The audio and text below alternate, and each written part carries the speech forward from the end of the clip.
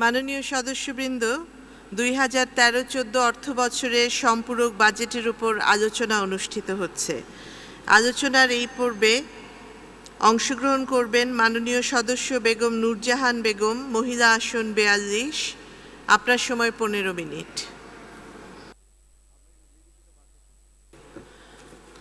মাননীয় স্পিকার, আপনাকে ধন্যবাদ। 2013-14 অর্থবছরের সম্পূরক বাজেটের উপর আলোচনার শুরুতেই আমি বিনম্র চিত্তে স্মরণ করছি সর্বকালের সর্বশ্রেষ্ঠ বাঙালি জাতির পিতা বঙ্গবন্ধু শেখ মুজিবুর রহমানকে। আমি শ্রদ্ধার সাথে স্মরণ করছি আমাদের জাতীয় চার নেতা, আমি স্মরণ করছি আমাদের মহান মুক্তিযুদ্ধে যারা আত্মত্যাগ করেছেন সেই 30 লক্ষ শহীদান, এবং স্মরণ করছি আমাদের মা বোনরা যারা নির্যাতিত হয়েছিলেন তাদেরকে। এছাড়া আমি স্মরণ করছি স্বৈরাচার বিরোধী আন্দোলন এবং যুদ্ধাপরাধীদেরকে রক্ষায় মৌলবাদী শক্তির হাতে নিহত অগণিত শহীদদের। স্মরণ করছি 15ই আগস্টে নিহত বঙ্গবন্ধু পরিবারের সকল শহীদদের। এছাড়াও 21শে আগস্ট নারী নেত্রী আইভি রহমান সহ 24 জন শহীদ আওয়ামী লীগ নেতাকর্মীদের আজ শ্রদ্ধার সাথে স্মরণ করছি। মাননীয় স্পিকার, আমি আন্তরিক কৃতজ্ঞতা জানাই মাননীয় প্রধানমন্ত্রী দেশনেত্রী শেখ হাসিনার প্রতি, যিনি বাংলাদেশে নারী জাগরণের আধুনিক রূপকার এবং যিনি আমাকে মহান সংসদে দাঁড়িয়ে কথা বলার সুযোগ করে দিয়েছেন। আমার উপর মাননীয় প্রধানমন্ত্রীর এই অকুণ্ঠ আস্থার প্রতি শ্রদ্ধাশীল থেকে আমি দায়িত্ব পালনের নিষ্ঠার সাথে কাজ করে যাব। আমি কৃতজ্ঞতা জানাই মাননীয় অর্থমন্ত্রী জনাব আবুল মাল আব্দুল মুহিতের প্রতি, যিনি গত 5ই জুন মহান জাতীয় সংসদে 2013-14 অর্থবছরের সম্পূরক বাজেট এবং 2014-15 বছরের অর্থবছরের প্রস্তাবিত বাজেট উপস্থাপন করেছেন। মাননীয় স্পিকার, গত মেয়াদের শুরুতে বাংলাদেশ আওয়ামী লীগের নেতৃত্বে মহাজোট সরকার প্রেক্ষিত পরিকল্পনা 2010-2021 প্রণয়ন করেছিল, যা ছিল দীর্ঘমেয়াদী এবং উন্নয়নের অগ্রযাত্রার পথ নির্দেশক। আমরা আশা করি রূপকল্প 2021 বাস্তবায়নের 2009 সালের উন্নয়নের যে অগ্রযাত্রা শুরু হয়েছিল তা আগামীতেও অব্যাহত থাকবে। মাননীয় স্পিকার, প্রথম মেয়াদে সরকারের মূল লক্ষ্য ছিল ভৌত ও সামাজিক অবকাঠামো বিনির্মাণ, বিদ্যুৎ, জ্বালানি এবং তথ্য প্রযুক্তি খাতের উন্নয়ন এবং বেসরকারি খাতের উপযোগী পরিবেশ সৃষ্টি করা। গত মেয়াদের শেষ দিকে বিএনপি জামায়াতের নির্বাচন কেন্দ্রিক তাণ্ডব ও সহিংসতায় দেশের অর্থনীতিকে ক্ষতিগ্রস্ত করলেও নির্বাচনোত্তর সময়ে অর্থনীতি দ্রুত তার গতি ফিরে পেয়েছে। বিশ্বমন্দার আঘাত মোকাবেলা করে সরকারের গৃহীত পদক্ষেপগুলো সর্বমহলেই প্রশংসিত হয়েছে। বিগত 5 বছরে জাতীয় আয়ের অব্যাহত প্রবৃদ্ধি, সহনীয় মূল্যস্ফীতি, সামষ্টিক অর্থনৈতিক স্থিতিশীলতা, রপ্তানি খাতের সুদৃঢ় অবস্থান, চলতি হিসাবে আনুকূল ভারসাম্য, রেকর্ড অঙ্কের বৈদেশিক মুদ্রা রিজার্ভ, ঋণ পরিশোধের সক্ষমতার মানদণ্ড অক্ষুণ্ণ থাকা, এসবই মন্দা মোকাবেলার সরকারের উজ্জ্বল সাফল্য। মাননীয় স্পিকার, 15ই আগস্ট জাতির জনক বঙ্গবন্ধু শেখ মুজিবুর রহমান ও তার পরিবার বর্গকে হত্যার বিচারের রায় ইতিমধ্যেই বাংলার মাটিতে কার্যকর করা হয়েছে এবং মানবতা বিরোধী ও যুদ্ধাপরাধীদের বিচারের জন্য যে আন্তর্জাতিক অপরাধ ট্রাইব্যুনাল গঠন করা হয়েছে সেখানে 10 জন যুদ্ধাপরাধীর বিচার কাজ সম্পন্ন করা হয়েছে এবং ইতিমধ্যে একজনের রায় কার্যকরও করা হয়েছে। মাননীয় স্পিকার, এই রায় কার্যকর করার মধ্য দিয়ে বর্তমান সরকার অবশ্যই তার সাফল্যের স্বাক্ষর রেখেছে, কারণ আমরা এই বিচারটি শুরু করেছে এই বর্তমান সরকার যখন 5 বছর মেয়াদে ক্ষমতায় ছিল বিগত দিনে, তারাই শুরু করেছিল জনগণ বিপুলভাবে ম্যান্ডেট দেওয়ার কারণে, এবং সারা পৃথিবীতে এই বিচার সম্পাদন করার ফলে পৃথিবীতে বাংলাদেশের ইমেজ রক্ষা পেয়েছে।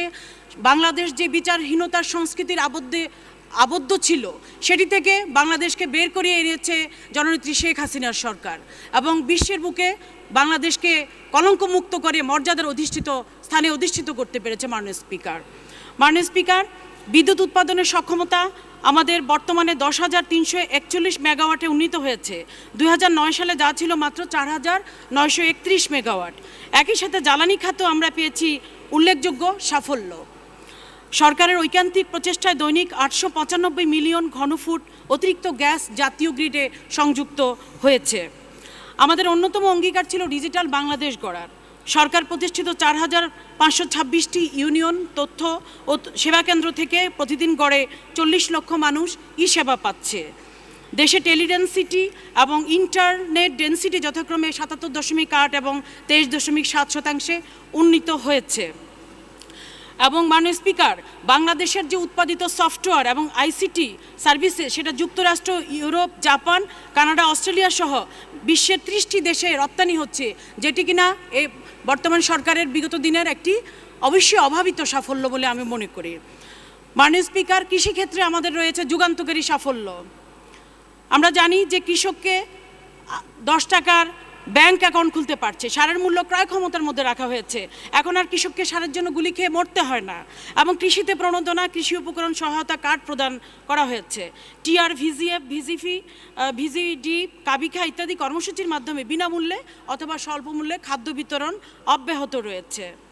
এবং কৃষিখাতের জন্য 12,390 কোটি টাকা বরাদ্দ রাখা হয়েছে, যা মোট বাজেটের 7.6%। মোট কথা, কৃষিক্ষেত্রে রীতিমতো বিপ্লব সাধিত হয়েছে। মাননীয় স্পিকার, এরপরে আমি বলবো যে আমাদের শিক্ষাক্ষেত্রের কথা। ইতিমধ্যে শিক্ষানীতি 2010, শিক্ষা সহায়তা ট্রাস্ট আইন 2012 এবং সৃজনশীল মেধা অন্বেষণ নীতিমালা 2012 প্রণয়ন করা হয়েছে। বছরের প্রথম দিন শিশুরা আজ নতুন বই পাচ্ছে মাননীয় স্পিকার, এবং আমাদের এই উপমহাদেশের আশেপাশে কোথাও কিন্তু মাননীয় স্পিকার এমন নজির নেই যে প্রতি বছরের প্রথম দিনই যে ছাত্রছাত্রীদের হাতে বিনামূল্যে বই তুলে দেওয়া, সেটিও কিন্তু জননেত্রী শেখ হাসিনার সরকারের ফলেই কিন্তু সম্ভব হয়েছে, এবং এটি সারা পৃথিবীতেই নজিরবিহীন। মাননীয় স্পিকার, এরপরে আমি বলবো যে উন্নয়ন এবং অনুন্নয়ন মিলিয়ে এবার বাজেটে দ্বিতীয় সর্বোচ্চ বরাদ্দ দেওয়া হয়েছে শিক্ষা এবং প্রযুক্তি খাতে, যা মোট বাজেটের 13.1%। মাননীয় স্পিকার, স্বাস্থ্য খাতে বর্তমান সরকারের অভাবনীয় সাফল্য। তৃণমূল পর্যায়ে স্বাস্থ্যসেবা পৌঁছাতে নতুন নতুন হাসপাতাল নির্মাণ, হাসপাতালসমূহের শয্যা সংখ্যা বৃদ্ধি, নতুন জনবল নিয়োগ, 12,577টি কমিউনিটি ক্লিনিক, 5টি নতুন মেডিকেল কলেজ ও 12টি নার্সিং ইনস্টিটিউট স্থাপন করা হয়েছে। একই সাথে টেলিমেডিসিন এবং ইন্টারনেট সংযোগের মাধ্যমে ইউনিয়ন উপজেলা থেকে বিশেষায়িত হাসপাতালে চিকিৎসা সেবা গ্রহণ করা সম্ভব হচ্ছে। এরপরে মাননীয় স্পিকার, আমি যোগাযোগ খাতের কথা বলবো। সেক্ষেত্রেও কিন্তু অভূতপূর্ব উন্নয়ন সাধন করা হয়েছে। বিশ্ব রোড বিমানবন্দর সংযোগস্থলে ফ্লাইওভার, মিরপুর বিমানবন্দর ফ্লাইওভার, বনানী ফ্লাইওভার, মেয়র হানি ফ্লাইওভার, হাতিরঝিল প্রকল্প ইত্যাদি নির্মাণ করা হয়েছে এবং এগুলো কার্যকর করা হয়েছে। এবং বিশেষ করে ঢাকা শহরে যখন আমরা বিভিন্ন স্থাপনাগুলো দেখি বা এখান দিয়ে যখন আমরা যাই বা বিদেশি পর্যটকরা যখন আসে, তখন সবাই অবাক হয়ে যায় যে বাংলাদেশ, বিশেষ করে ঢাকা শহরের সৌন্দর্য ইতিপূর্বে তারা কখনোই এরকম দেখেনি, যা কিনা ছিল বর্তমান সরকারের একটি অবশ্যই উল্লেখযোগ্য সাফল্য। মাননীয় স্পিকার, নারী ও শিশুদের কল্যাণে সরকার নারী উন্নয়ন নীতি 2011, জাতীয় শিশু নীতি 2011, পারিবারিক সহিংসতা প্রতিরোধ সুরক্ষা আইন 2010 প্রণয়ন করেছে। এছাড়া মহিলাদের অংশীদারিত্ব নিশ্চিত করতে 40টি মন্ত্রণালয়ের জেন্ডার সংবেদনশীল বাজেট প্রণয়ন করা হয়েছে। বিভিন্ন শিল্পে শিশুশ্রম নিষিদ্ধ করা হয়েছে। অটিস্টিক শিশুদের কল্যাণে অটিজম ট্রাস্ট গঠন সহ জাতীয় ও আন্তর্জাতিক পর্যায়ে বিভিন্ন কর্মসূচি গ্রহণ করা হয়েছে। এ ব্যাপারে আমি একটি কথা উল্লেখ করতে চাই মাননীয় স্পিকার, সেটা হলো আমাদের প্রাণপ্রিয় প্রধানমন্ত্রী দেশরত্ন জননেত্রী শেখ হাসিনার সুযোগ্য কন্যা সাইমা ওয়াজেদ পুতুল বিশ্ব স্বাস্থ্য সংস্থার মানসিক স্বাস্থ্য বিভাগে বিশেষজ্ঞ উপদেষ্টা হিসাবে নিয়োগ পেয়েছেন, এবং 4 বছরের জন্য উনি নিয়োগ পেয়েছেন। এটিও আমি মনে করি যে আমরা জানি আমাদের প্রধানমন্ত্রী যেরকম ওনার উদারতা, সেবার হাত উনি বাড়িয়ে দেন, ওনার সুযোগ্য কন্যাও সেরকম। অবশ্যই জাতি হিসাবে এটা নিয়েও আমরা গর্ববোধ করতে পারি মাননীয় স্পিকার। এছাড়াও মাননীয় স্পিকার, সরকারের বিগত 5 বছরে গৃহীত কর্মকাণ্ডের সাফল্যে আন্তর্জাতিক অঙ্গনে বাংলাদেশের মর্যাদা ও ভাবমূর্তি উজ্জ্বল হয়েছে।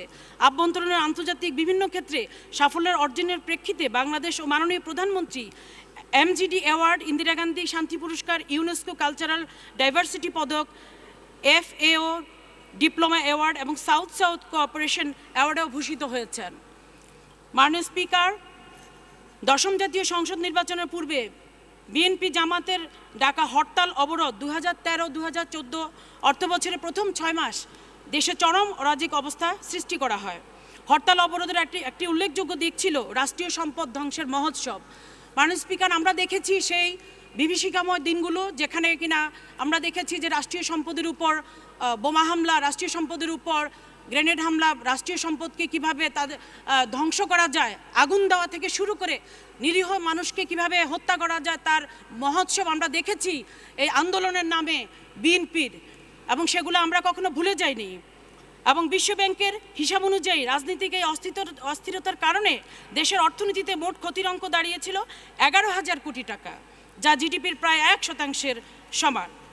মাননীয় স্পিকার, 2013-14 অর্থবছরের মূল বাজেটের সার্বিক রাজস্ব আয়ের লক্ষ্যমাত্রা ছিল 1,67,459 কোটি টাকা, যা জিডিপির 14.1%। সংসদীয় বাজেটে রাজস্ব আদায়ের লক্ষ্যমাত্রা 10,788 কোটি টাকা হ্রাস করে 1,56,671 কোটি টাকা ধার্য করা হয়েছে।